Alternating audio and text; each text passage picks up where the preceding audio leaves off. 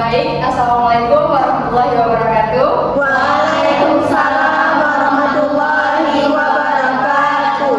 Selamat pagi anak-anak. Pagi Ibu. Bagaimana kabar kalian hari ini? Alhamdulillah baik Ibu. Baik, ini merupakan pertemuan pertama kita. Sebelum memulai pembelajaran, Ibu terlebih dahulu ingin mengabsen. Jadi hari ini siapa yang tidak hadir? Naila,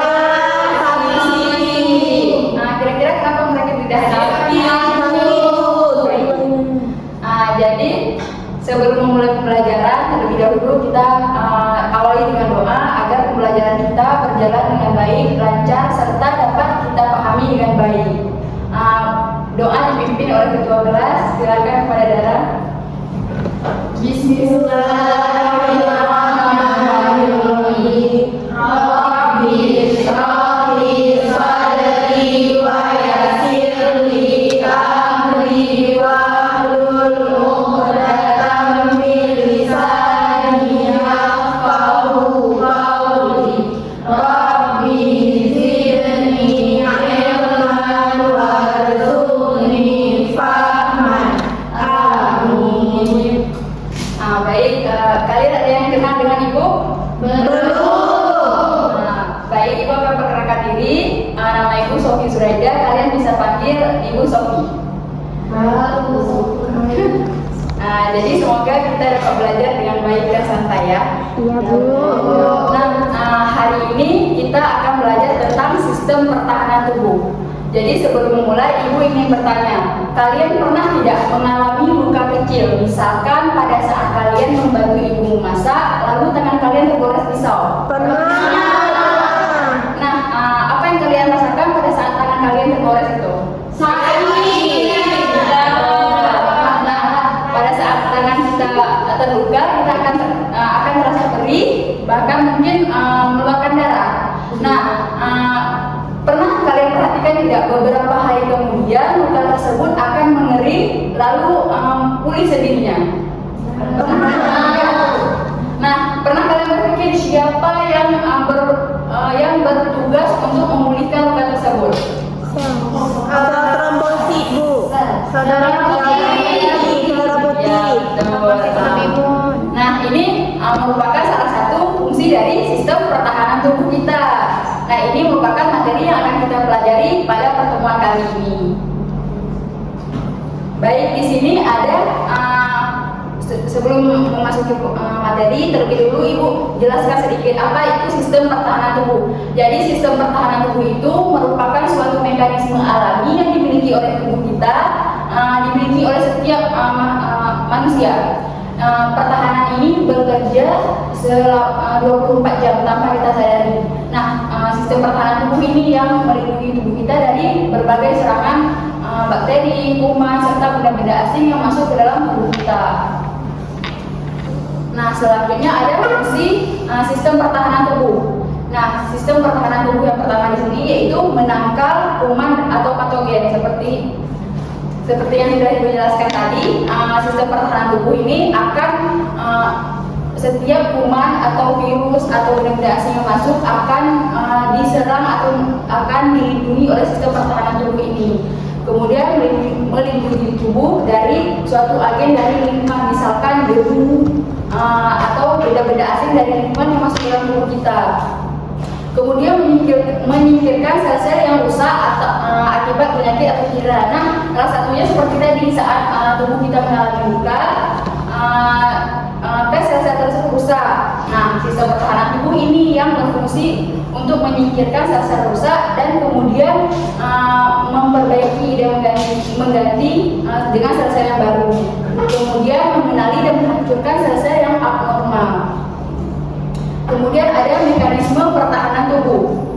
Nah, mekanisme pertahanan tubuh ini ada dua, yaitu non spesifik atau alamiah dan spesifik. Yang non spesifik atau alamiah ini berfungsi secara umum, sedangkan spesifik itu lebih spesifik. Dia akan mengenali suatu bakteri atau kuman tertentu saja. Jadi khusus kerjanya. Kemudian di sini ada sistem pertahanan fisik. Ini ada mekanisme. Yang pertama ada kulit. Kulit itu merupakan suatu pertahanan tubuh kita yang paling luar, yang paling utama. Jadi sebelum masuk dalam tubuh kita suatu kuman atau bakteri, kulit kita akan terlebih dahulu melindungi kita. Kemudian ada membran mukosa, lalu cairan tubuh. Nah, cairan tubuh ini salah satunya seperti yang ada di gambar, yaitu air mata. Nah, air mata ini juga memiliki fungsi.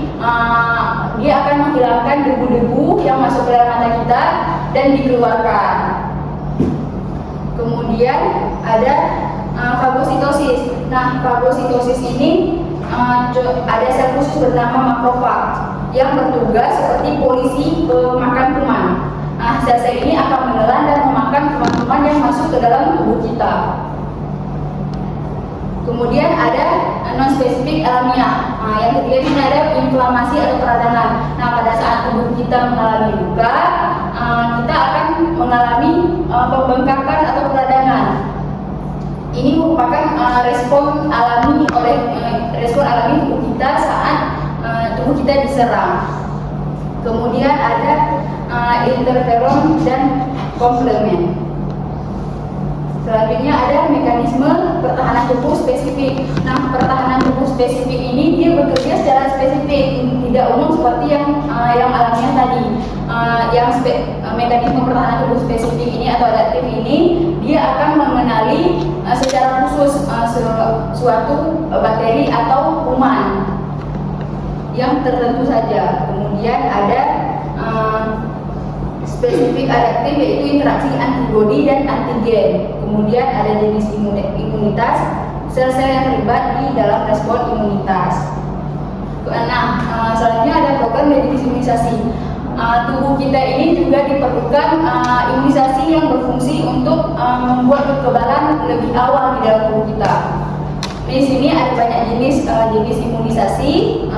Ini tergantung dari kebutuhan dan masing-masing memiliki fungsi. Seperti kita pasti kalian pernah terkena campak mungkin? Pernah anak? Pernah. Biasanya waktu kecil kita akan divaksin campak agar tubuh kita lebih kuat atau bahkan tidak terkena campak. Kemudian faktor yang mempengaruhi sistem pertahanan tubuh. Nah, ada beberapa faktor yang mempengaruhi sistem pertahanan tubuh. Ada faktor genetik dan faktor luar. Faktor genetik ini seperti misalkan dari keturunan dari mama. Misalkan mama kita sakit apa, kemungkinan diturunkan kepada anaknya. Nah, kemudian yang dari luarnya bisa seperti nutrisi, gaya hidup. Misalkan kalau kita hidup tidak beraturan, misalkan makan fast food, itu mengakibatkan salah satu akibat dari penurunan sistem pertahanan tubuh. Nah, faktor umum juga bisa, misalkan makin kita tua, sistem pertahanan tubuh kita akan semakin melemah. Kemudian ada gangguan sistem pertahanan tubuh. Nah, di sini ada hipertensi atau alergi. Nah, sebenarnya alergi ini merupakan salah satu respon yang dianggap berlebihan oleh tubuh kita. Misalnya gini, kita makan udang. Anak-anak pernah mengalami atau mendengar orang alergi udang? Pernah. Nah, biasanya alergi itu adalah respon respon berlebihan dari tubuh kita. Respon ini terjadi karena gangguan pada sistem pertahanan tubuh kita. Tubuh itu menganggap sesuatu itu berbahaya padahal tidak, sehingga mengalami alergi. Kemudian penyakit autoimun. Nah, autoimun juga ini merupakan tubuh kita menyerang sel-sel yang seharusnya bagus, tetapi karena mengalami gangguan, sistem pertahanan tubuh tidak mengenali sehingga menyerang. Kemudian ada imunodefisiensi. Sekian dari penjelasan Ibu. Apakah kalian ada yang ingin bertanya? Kalau tidak ada, Ibu ingin salah satu dari kalian menyimpulkan apa fungsi salah satu fungsi dari sistem pertahanan tubuh. Silakan, Afrika.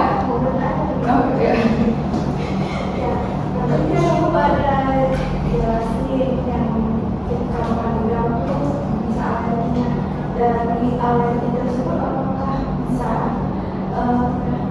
disembuhkan atau apa bisa dicegah supaya kita tetap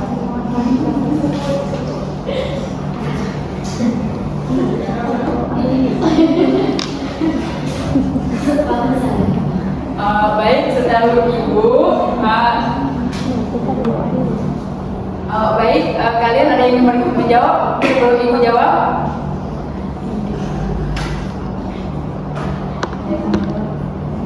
saya mau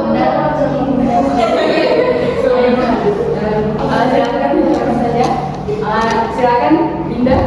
Menurut saya itu bisa dicegah dengan tidak mengkonsumsi bulan tersebut karena membawa alergi. Namun apabila kita sudah mengkonsumsi, sebaiknya kita minum obat supaya bisa menyembuhkan alergi tersebut. Betul.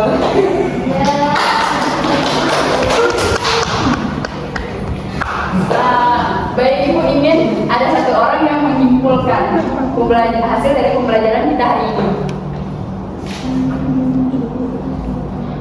Kepada Dara Samsabila, silakan. Pembelajaran hari ini kita pasti harus menjaga imun tubuh kita agar tetap kuat, terjaga supaya kita tidak terkena penyakit yang Ibu sudah jelaskan tadi.